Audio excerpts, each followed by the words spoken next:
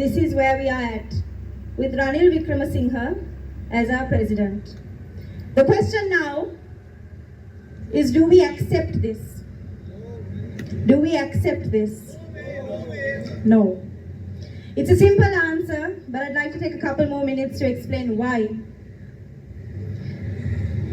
Ranil Wickremesinghe came into power with a national seat, having lost the confidence of every Sri Lankan.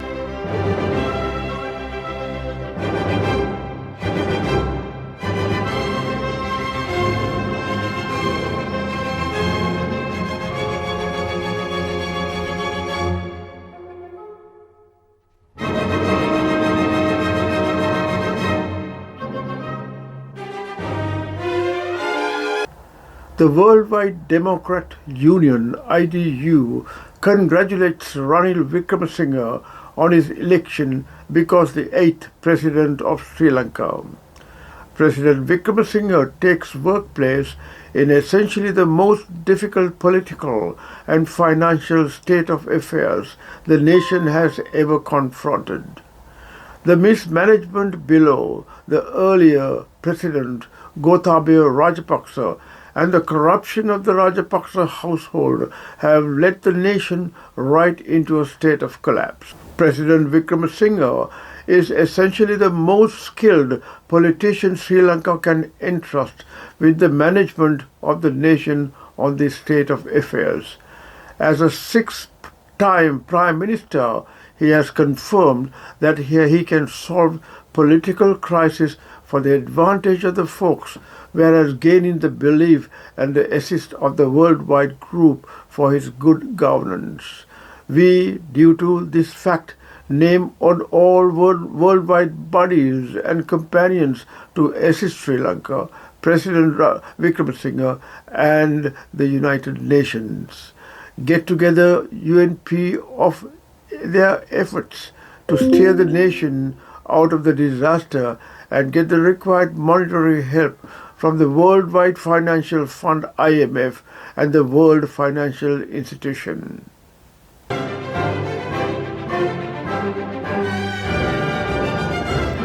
අපි ජාත්‍යන්තරයට කියනවා මුළු ලෝකයටම කියනවා මේ පිස්සව පිස්සන් කොටුවකට දාහන් මේ පිස්සා මේ රටේ ජනතාව දඩයම් කරන්න හදනවා මේ පිස්සා මේ රටේ කොල්ලෝ ටික මරලා දාන්න හදනවා මේ පිස්සා මේ රට නැවත වතාවක් ලේ ගංගාවක් බවට පත් කරන්න හදනවා ලේ ගංගාවක් බවට පත් කරන්න හදනවා ඒ නිසා මේ පිස්සව පිස්සන් කොටුවට දාන්න කියලා අපි ලෝකයෙන් ඉල්ලා හිටිනවා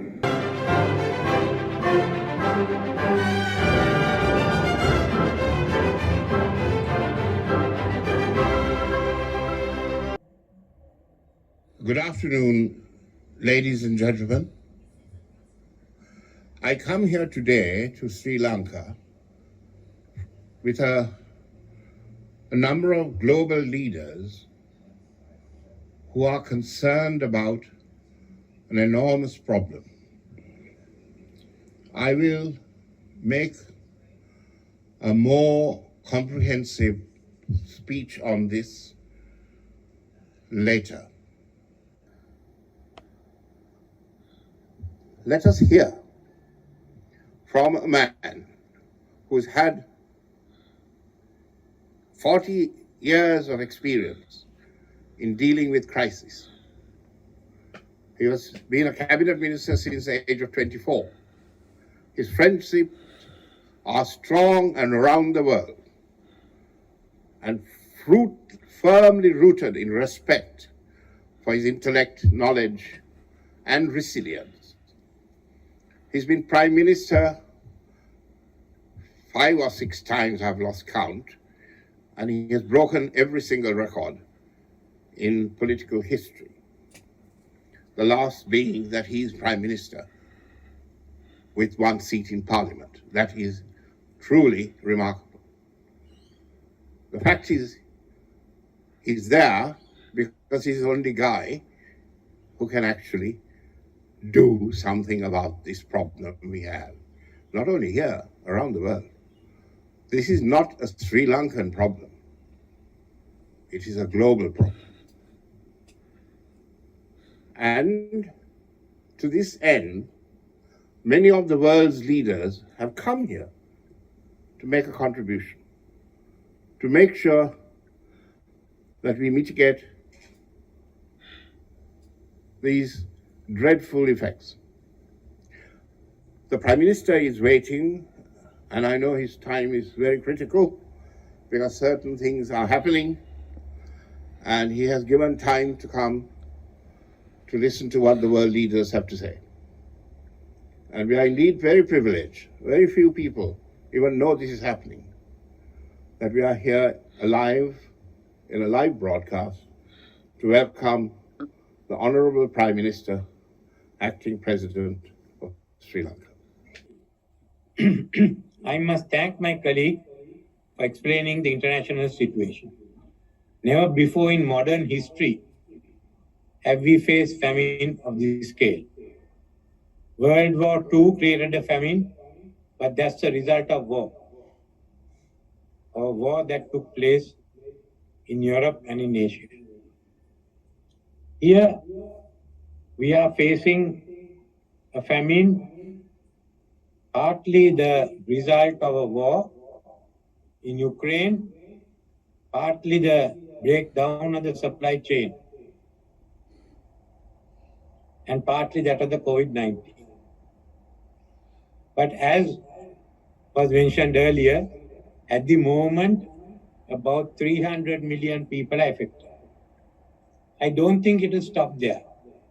It will exceed even 400 million. And about 50 million will be facing serious famine. This is a result of one war and the result of the need to ensure that world is free of pandemic. So within this framework, while we will have larger number of people who are suffering as a result of this hunger, I thought of mentioning what is taking place in Sri Lanka now. The issues we have regarding hunger are partly man-made, self-made in Sri Lanka, and others are affected by what is happening outside. The global crisis and an internal crisis, both have come together and brought us to a level where many estimate as much as 6 million are facing malnutrition. Other reports which I have even say 7.5 million are facing this malnutrition. Firstly, is the decision to ban fertilizer, and that has cost us heavy. We have 24 million metric tons of rice every year grown here to ensure that we are self-sufficient. Today, as a result of us not using fertilizer, the output is about 16 million metric tons. Then 1/3 of our requirements have to be obtained from abroad at a time when the country hasn't the foreign exchange to meet these demands. So this the total of 800,000 tons of metric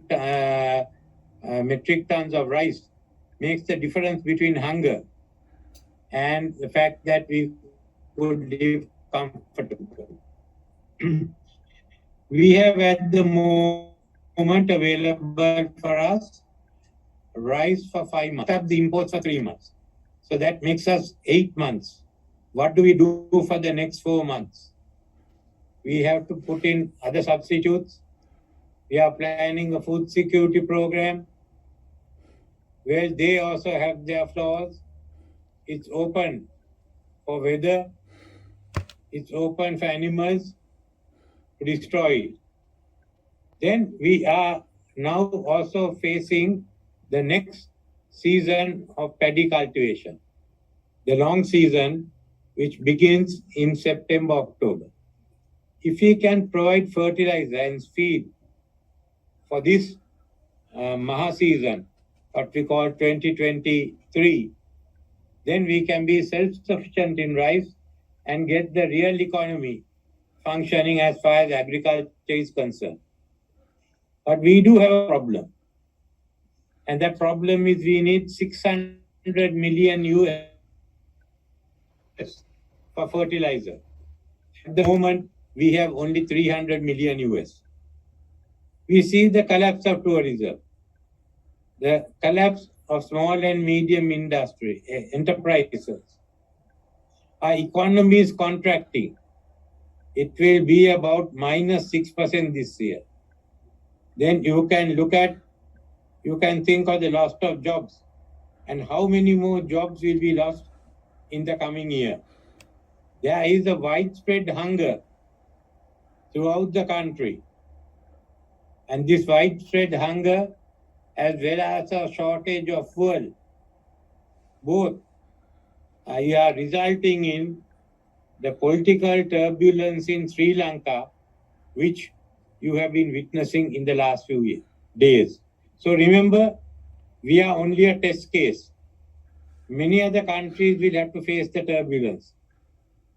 And they are not as bad as us, the economy. What are you all going to do? How are you going to handle the political turbulence? Asking people to tighten their belts alone will not do. It's a theory. But ask any government whether it can be done. We have to think out of the box. We can't be thinking in conventional terms. How do we adjust the international monetary system? How do you adjust the trade system? How is it that we can be able to weather the storm for next year? What we need is a solution. Without a solution, we'll only be talking of the food situation, of the hunger that will spread worldwide. How do we do it? The G7 has come up with a global alliance for food security, together with the World Bank. And they are offering us now $14 billion. We have to thank them for the generosity to obtain food, to strengthen agricultural productivity. But we have to do more. And what is affecting us is the Russian-Ukraine war. Then, and the sanctions that have been imposed. I want to know whether these sanctions are helping us to overcome the global shortage, or is it hampering us? It will be said by the European Union and UK, no, this will not affect you. But it is not the case. It is affecting us. We are all being affected. If food was freely available, then we can easily focus on the next steps. But food is not available. So how are you going to answer this? Is this Europe's solution to a food crisis? Do you think sanctions will help? It will only drive the prices up. So let's start with the doables. Let us look at the sanctions that are being imposed and ask ourselves, is this necessary? Will these sanctions bring Russia to its knees?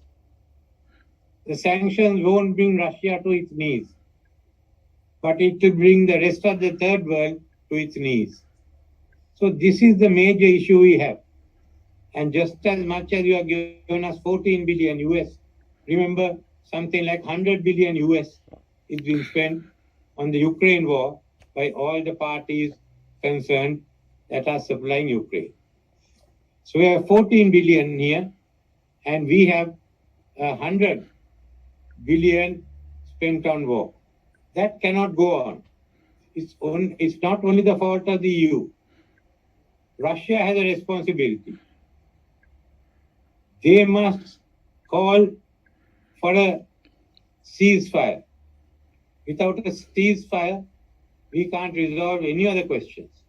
Russians must be ready to call for a ceasefire and not to put the world through further sufferings. When the Russians call a ceasefire, Ukraine must be ready to discuss. They can discuss any issue they have, but don't put conditions before the discussion. That's all that I can ask from you all. So we have the growing crisis, and that is affecting the political turbulence in every country. It will also affect, finally, the fact that the world has failed in giving food to a large number of people. Look at the conflicts going in Horn of Africa. Look at the conflicts in the other parts of the world. More and more will die of starvation.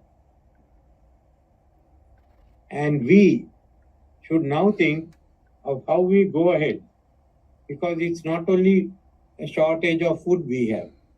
There's also inflation, which is putting food out of the reach of many families. So this is a serious challenge. And I thank you for coming here and taking part. My thanks again to you as we discuss how to overcome the global food crisis. We don't believe in him.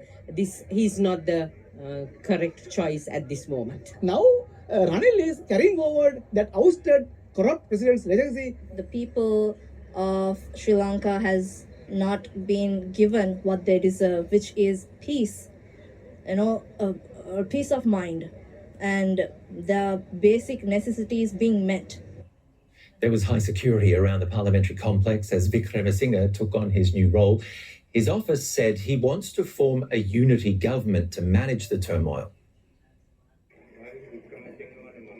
The new president is a familiar face in Sri Lanka.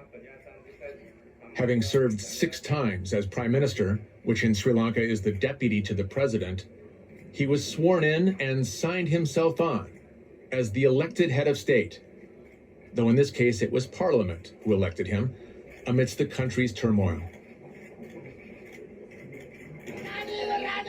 Wickremesinghe's election had been greeted by yet another surge of protests in Colombo from the same movement that pushed out his predecessor, as DW correspondent Manira Chaudhry explains. That would be the pros and cons of the opinion of the world organizations and the Sri Lankan people about Ranil Wickremesinghe as the President of the Republic of Sri Lanka. On the 9th August, Aragalayas have organized the final attempt to oust the president. Hope the event will be peaceful. Hope you enjoyed watching this video. Stay safe and goodbye for now.